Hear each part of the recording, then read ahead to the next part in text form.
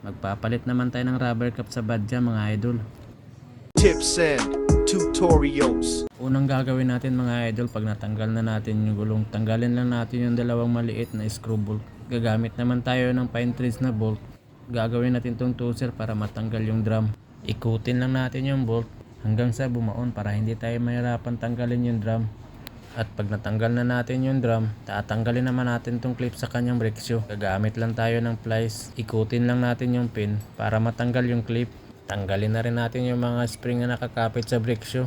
Ipitin mo na rin yung brake pedal mo idol para hindi tatagas yung brake fluid. Ipitin mo lang ito ng gulong na tinanggal mo. At tatanggalin na natin yung brake piston. Gagamit lang tayo ng pliers. Tanggalin na rin yung brake piston sa kabila. At gagamit naman tayo ng 8 na L mga idol. Tatanggalin naman natin yung bleeder sa likod ng cylinder brake. Ganito po yung bleeder mga idol. Mag-ready na din pala tayo ng tubig na may sabon idol at lilinisin lang muna natin bago tayo magpalit ng rubber cap. Gagamit naman tayo ng liha na 1000 at lilihain lang natin yung loob ng cylinder brake. Lihain lang natin hanggang sa matanggal yung namumuong dumi at mga kalawang sa loob.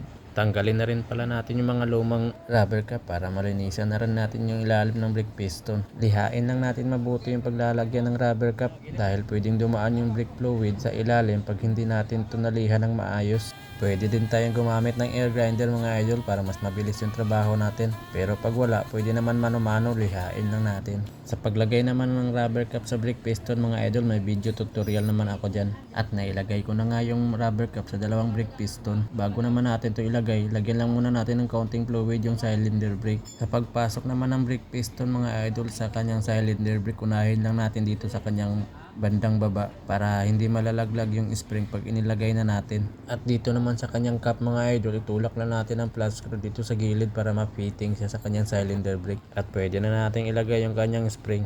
At ipasok na rin natin yung piston brake dito sa kabila. At ikakabit na rin natin yung kanyang cap. Itulak lang ulit natin ang flat screw dito sa gilid mga idol para ma-fitting siya sa kanyang cylinder brake. Ibabalik na rin natin yung kanyang brake shoe. Dito pala sa brake shoe mga idol, una ikakabit natin yung maliit na spring dito idol. At ikakabit na rin natin dito sa bracket ng kanyang handbrake. Ganyan lang idol. Sunod naman mga idol, itong mahabang spring na mataba. Dito naman natin ikakabit sa taas. At ikakabit naman natin yung dulo ng spring dito sa kabilang brake shoe. At ipasok naman natin yung kabilang brake shoe dito sa kanyang adjuster. Ikakabit na rin natin itong payat na mahabang spring. At ikabit rin ito sa kabilang brake shoe. At pwede mo nang ilagay yung brake shoe sa kanyang bracket. Lagyan na rin natin ng lock ang brake shoe dito sa kaliwa. Ilagay lang yung clip at ikutin yung pin gamit yung pliers para malak natin yung brake shoe. Gawin rin natin ito sa kabila. Itulak lang yung brake shoe at ilalagay natin yung clip dito sa kanyang pin. Ikutin na rin natin ng pliers yung kanyang pin para mag-lock yung clip. Sa pag-adjust naman ng brake mga idol, ipapasok lang natin yung brake drum tapos alugin natin. Pag naalog siya, adjust lang natin yung kanyang brake shoe dito sa kanyang adjuster. Ganito lang idol. Pupukin lang natin yan hanggang tumaas yung adjuster. At i-align lang muna natin yung brake shoe para hindi tabingi. At subukan na rin natin ulit mga idol. Pag maalog pa rin, adjust natin siya ulit. Kakabit lang ulit natin yung brake drum at i-check natin kung maalog pa rin.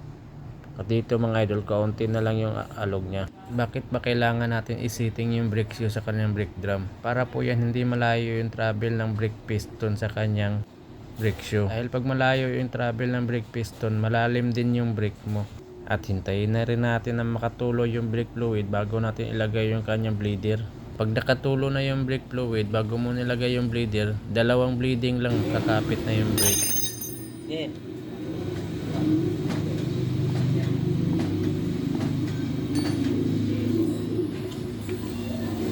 Pwede, Rek. Natunog daw. Right?